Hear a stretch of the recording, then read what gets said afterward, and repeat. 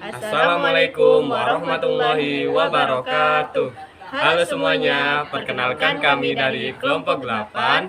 Saya Bagas Adit Permana dengan NIM 2531017 dan rekan saya Adestia dengan NIM 2531018. Baiklah teman-teman, sebelum memulai presentasi kali ini, alangkah baiknya kita mengucapkan puja dan puji syukur atas kehadirat rahmat Allah Subhanahu wa taala yang dimana telah memberikan kita kesempatan dan kesehatan untuk bisa berkumpul dan berbagi ilmu pada presentasi ini.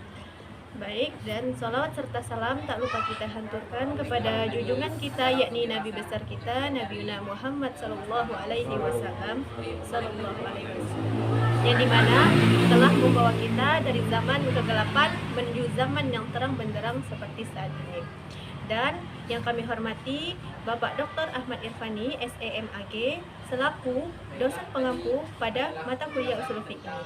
Baiklah teman-teman, kami di sini akan berbagi ilmu kepada kalian semua melalui judul Mantuk dan mafhum dan mutlak dan muqayyad. Oke. Baiklah teman-teman, silakan disimak presentasi dari kami. Baiklah teman-teman, saya Bagas Adit Permana. Saya mau menjelaskan tentang materi kami yang pertama, yaitu tentang mafhum dan mantuk atau mantuk dan mafhum. Adapun yang pertama ini ada bab pertama, yaitu pendahuluan. A. Latar belakang. Latar belakang usul fiqh merupakan ilmu yang membahas tentang metode dan kaidah-kaidah dalam menggali hukum syariat dari dalil-dalilnya. Dalam memahami nas Al-Quran dan hadis, para ulama mengembangkan berbagai metode interpretasi agar dapat menangkap maksud syariat dengan tepat. Di antara metode-metode tersebut adalah pemahaman terhadap konsep mantuk dan mafhum serta mutlak dan muqayyad.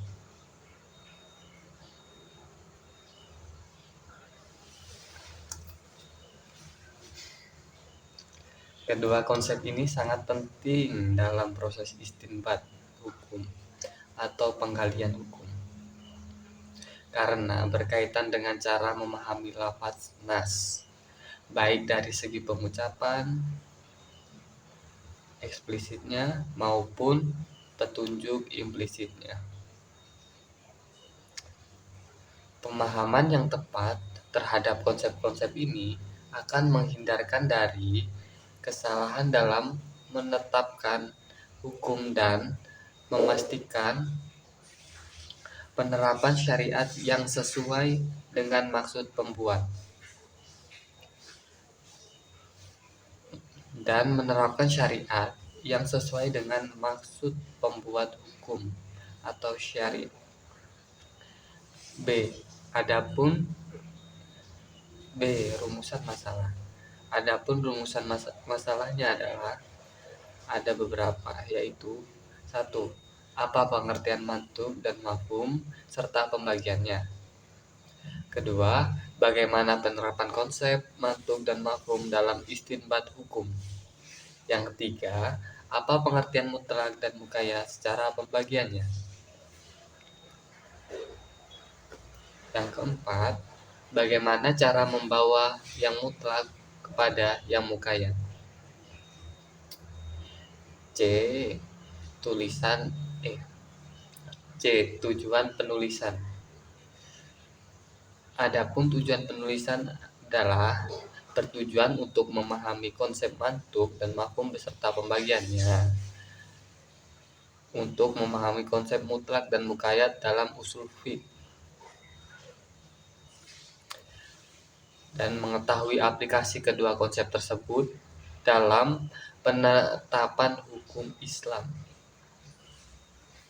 Baiklah, kita masuk ke bab yang kedua, yaitu pembahasan tentang mantuk dan mafhum. A.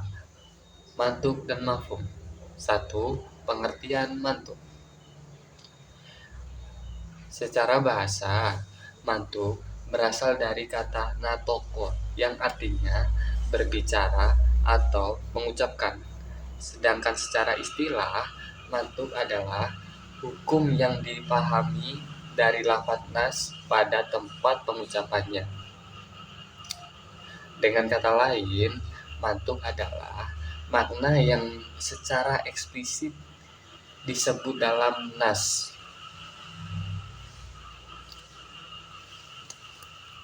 Yang kedua, pembagian mantuk.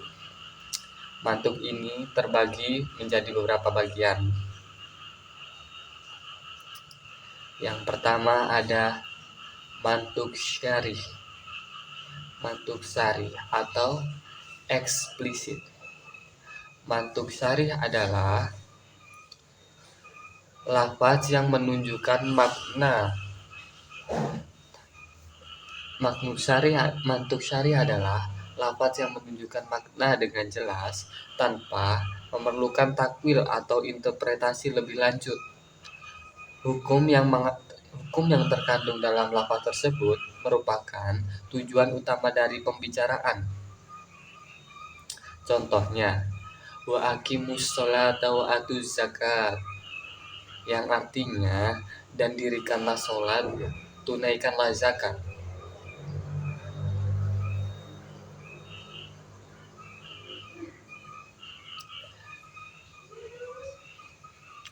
Perintah untuk mendirikan sholat dan menunaikan zakat dapat dipahami secara langsung dari lafaz tersebut.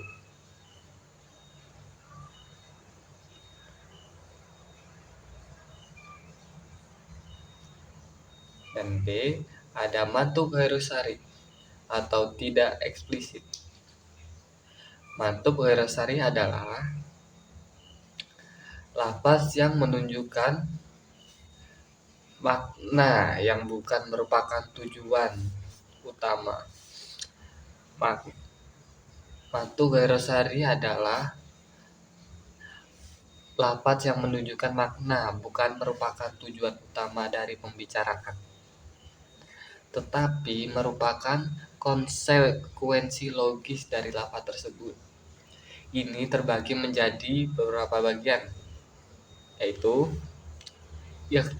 iqtida atau implikasi, makna yang harus dipahami untuk menyempurnakan pemahaman nas.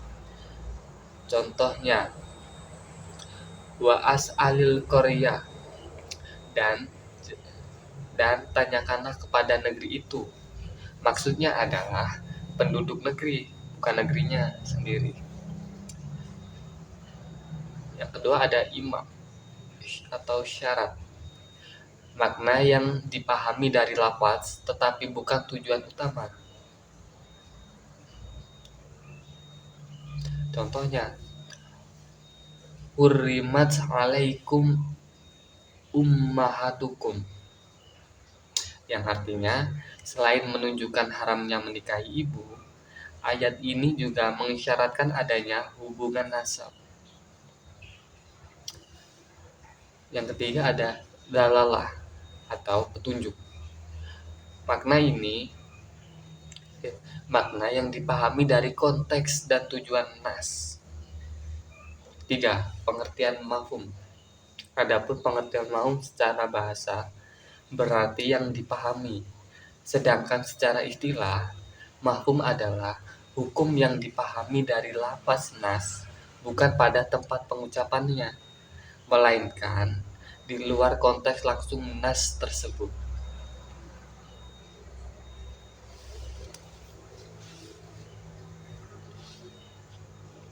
4. Pembagian mafhum. Mafhum ini terbagi menjadi beberapa bagian. Yang A, mafhum muwafaqah atau konsep kias. Mafhum muwafaqah adalah pemahaman bahwa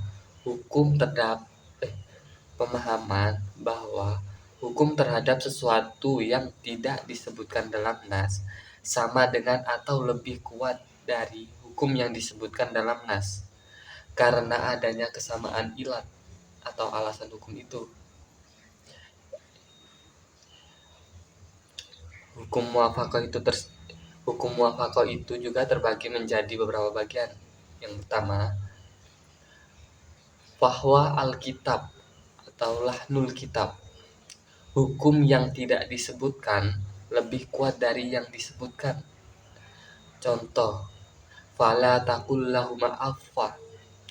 Jika mengucapkan yang artinya jika mengucapkan kepada orang tua saja dilarang, maka memukul mereka lebih dilarang lagi. Yang ketiga nih ya. Nggak tahu lah, pokoknya lanjut. Ini ada dalalatul kitab atau hukum yang tidak disebutkan sama dengan yang disebutkan. Contoh, larangan memakan harta anak yatim secara zolim juga mencakup larangan membakar atau merusaknya. B. Mafhum mukalafah atau konsep kebalikan.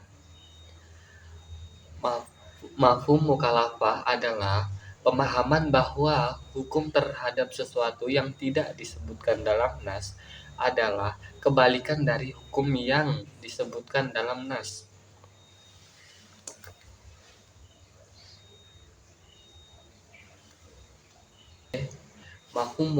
Jenis-jenis mafhum mukalafah dibagi menjadi beberapa bagian. Yang pertama ada mafhum sifat. Mafhum sifat adalah kebalikan hukum berdasarkan sifat yang disebutkan. Contohnya, fi saimati al-ghanami zakat. Yang artinya, pada kambing yang digembalakan ada zakat. Mafhumnya adalah kambing yang tidak digembalakan atau dipelihara di kandang tidak ada zakatnya. Kedua ada mafhum syarat. Mafhum syarat adalah kebalikan hukum berdasarkan syarat. Contohnya, wa in kunna alati hamli fa'anfiku alaihinna.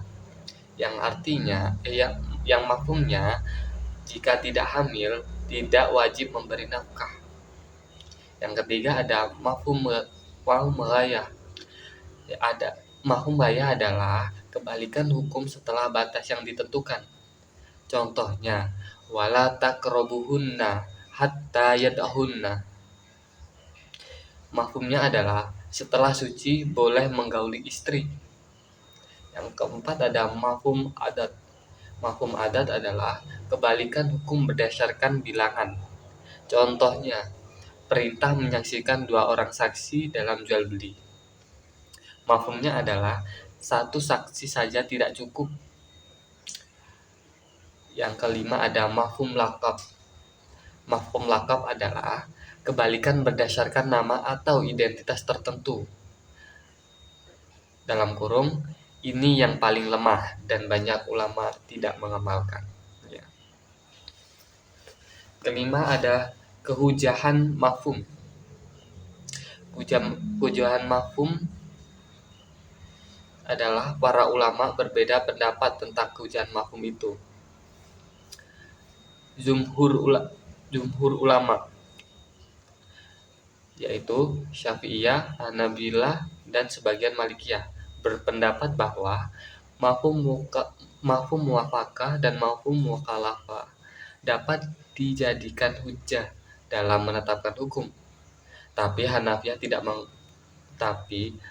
tidak mengakui mafhum mukhalafah sebagai dalil hukum, kecuali jika ada dalil lain yang mendukung.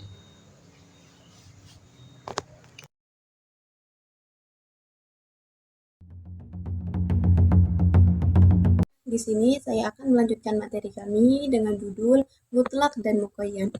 Apa sih itu mutlak dan muqayyad? Baiklah teman-teman, silakan disimak video ini. Mutlak ialah secara bahasa yang artinya lepas ataupun bebas. Sedangkan secara istilah, mutlak ialah lafaz yang menunjukkan hakikat sesuatu tanpa dibatasi oleh batasan atau sifat tertentu.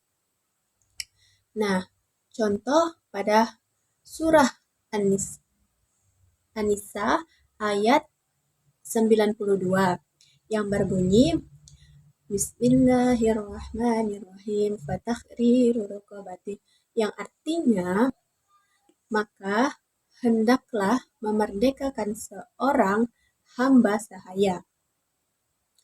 Nah, kata rokobah atau hamba sahaya di sini bersifat mutlak, tidak dibatasi dengan sifat tertentu seperti mukmin atau kafir, laki-laki atau perempuan, dan muqayyad secara bahasa berarti terikat atau dibatasi. Sedangkan secara istilah, muqayyad adalah lafaz yang menunjukkan hakikat sesuatu dengan dibatasi oleh batasan atau sifat tertentu. Contohnya pada surah An-Nisa yang berbunyi Bismillahirrahmanirrahim wa takhriru raqabati mu'minatu. Nah, yang pada surah An-Nisa surat ayat ke-92 yang artinya maka hendaklah memerdekakan hamba sahaya yang mukmin. Nah, kata raqabah di sini bersifat muqayyad karena dibatasi dengan sifat mukminah atau mukmin. Dan di sini ada hukum mutlak dan muqayyad ataupun kaidah dasarnya ya. Nah, mutlak dibawa atas keumuman dan kemutlakannya, kecuali ada dalil yang mengkhususkan atau membatasinya. Muqayyad dibawa sesuai dengan qayyid atau pembatasnya. Dan terdapat juga membawa mutlak kepada muqayyad atau hamlul mutlak alal muqayyad, atau ketika terdapat nas yang mutlak dan nas lain yang muqayyad tentang suatu masalah. Para ulama menetapkan kaidah-kaidah sebagai contoh lah ya, ataupun apa ya kan, misalnya ada jika hukum dan sebab sama, yang mutlak wajib dibawa kepada yang muqayyad atau disepakati ulama. Contohnya contoh dari mutlak nih, contoh mutlak terdapat pada surah Al-Maidah yang berbunyi Bismillahirrahmanirrahim wasariqatu faqta'u aydiyakum. Nah, terdapat pada surah Al-Maidah ayat 38 yang dimana artinya mencuri laki-laki dan perempuan, potonglah tangan keduanya.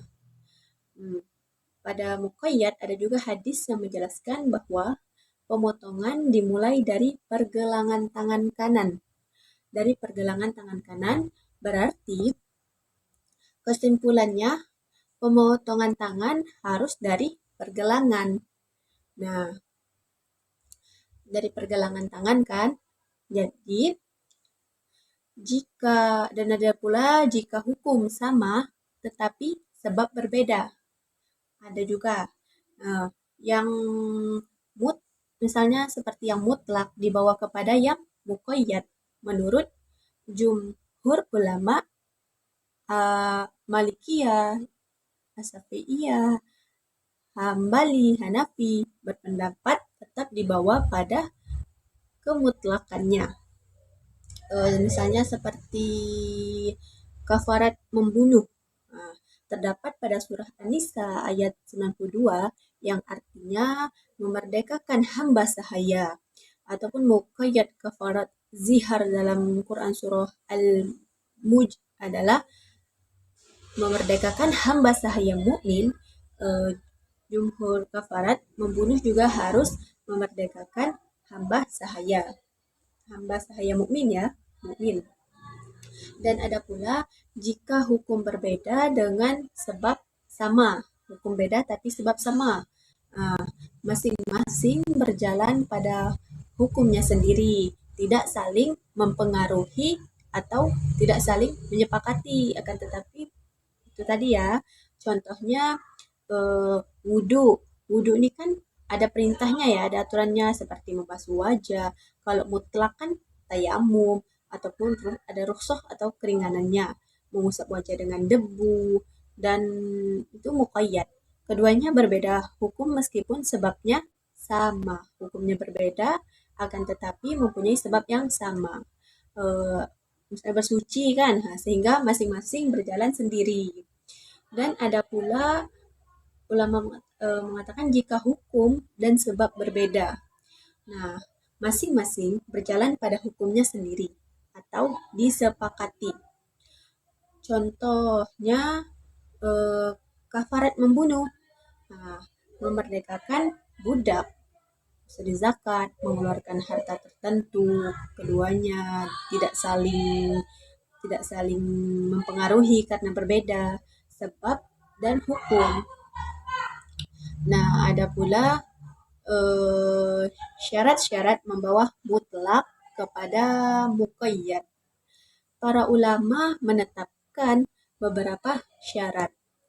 Nah, ada yang nas yang mutlak dan muqayyad harus sama-sama berupa perintah. Harus sama-sama berupa perintah atau sama-sama larangan, tidak ada dalil yang menghalangi untuk membawa mutlak kepada muqayyad atau pembatas pada muqayyad tidak bertentangan dengan hikmah hukum mutlak. Membawa mutlak kepada muqayyad tidak menghilangkan maslahat atau masalah yang dimaksud dalam mutlak. Dan ada lagi hikmah adanya mutlak dan muqayyad untuk mempermudah pemahaman bertahap terhadap syariat, menunjukkan ketelitian dalam penetapan hukum Islam.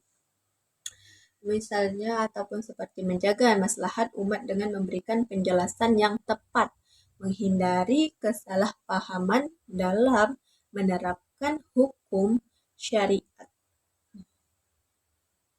Di sini melatih ijtihad para mujtahid dalam menggali hukum. Contoh yang menjelaskan agar kita semua lebih memahami perbedaan antara mutlak dan muqayyad. Contoh mutlak yaitu perintah untuk memberi atau tanpa batasan jenis makanan atau kondisi memberi makan orang miskin lah intinya ya. Dan muqayyad contohnya perintah untuk memotong tangan pencuri dengan syarat-syarat tertentu seperti yang saya jelaskan tadi, memotong dari pergelangan tangan kanan. Dalam penerapan hukum Islam, penting untuk kita memahami apakah suatu lafaz itu mutlak atau muqayyad. Jika suatu lafaz bersifat mutlak, maka hukumnya berlaku umum. Namun, jika bersifat muqayyad, maka hukumnya hanya berlaku dalam kondisi yang memenuhi batasan atau syarat yang sudah disebutkan. Dan di sini ada pula kaidah hukum, qawaid fiqhiyah. Kaidah hukum atau qawaid fiqhiyah adalah prinsip-prinsip umum yang menjadi dasar dalam memahami dan menerapkan hukum Islam. Kaidah ini berfungsi sebagai pedoman bagi para ahli hukum atau fuqaha dalam merumuskan hukum dan memberikan solusi terhadap permasalahan yang muncul dalam masyarakat. Contoh kaidah hukum. Ada pertama, hukum suatu perkara dikaitkan dengan sebab yang sudah diketahui.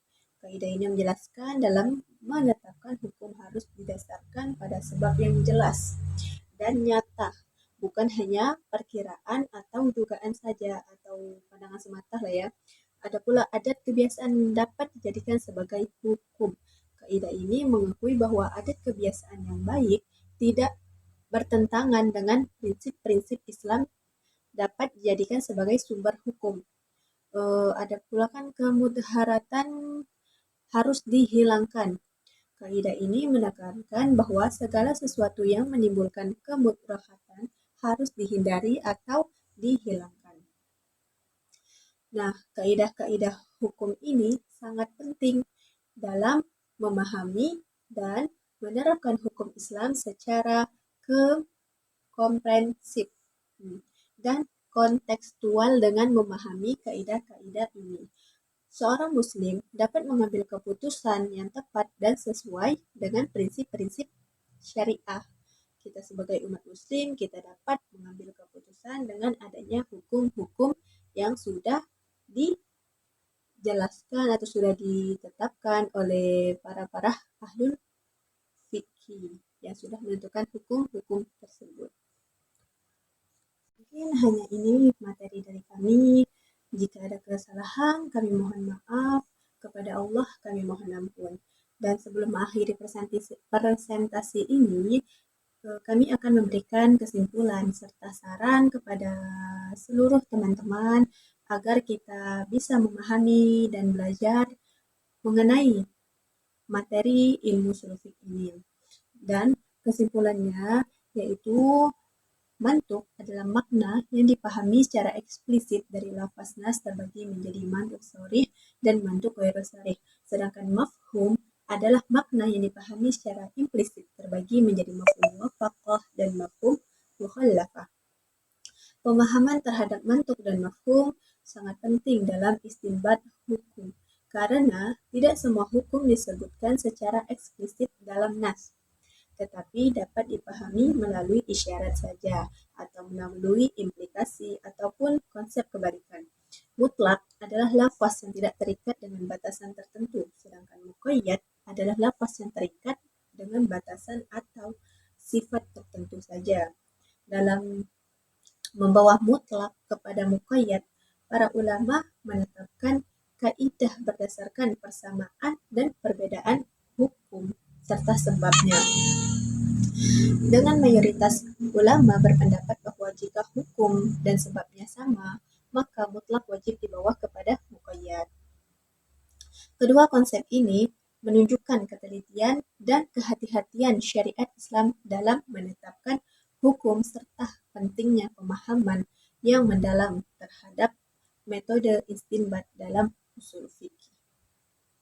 Dan di sini sarannya kepada seluruh teman-teman seperjuangan, ilmu ushul fikih atau ilmu fikih hendaknya memperdalam pemahaman terhadap konsep ushul fikih ini. Agar apa? Agar kita dapat memahami dalil-dalil syariat dengan baik dan benar.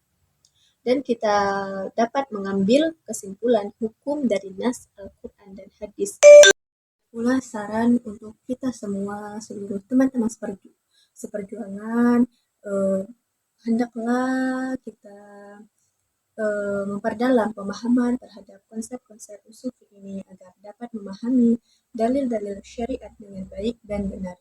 Dalam mengambil kesimpulan hukum dari nas Al-Quran dan hadis, perlu kehati-hatian dan pemahaman yang komprehensif terhadap metode-metode interpretasi yang telah ditetapkan para ulama.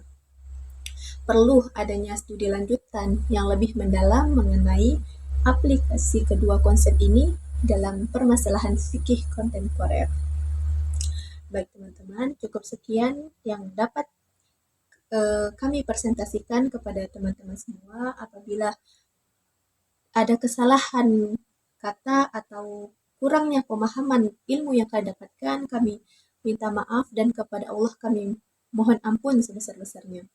Baiklah, cukup sekian presentasi yang dapat kami jelaskan kepada kalian semua, ilmu-ilmu yang dapat kami bagikan kepada kalian semua, dan mohon maaf kepada dosen pengampu kita apabila video ini kurang memuaskan ataupun kurang jelas materinya atau kurang jelas perkataannya atau penjelasannya, kami mohon maaf, dan kepada Allah kami mohon ampun. Saya akhiri.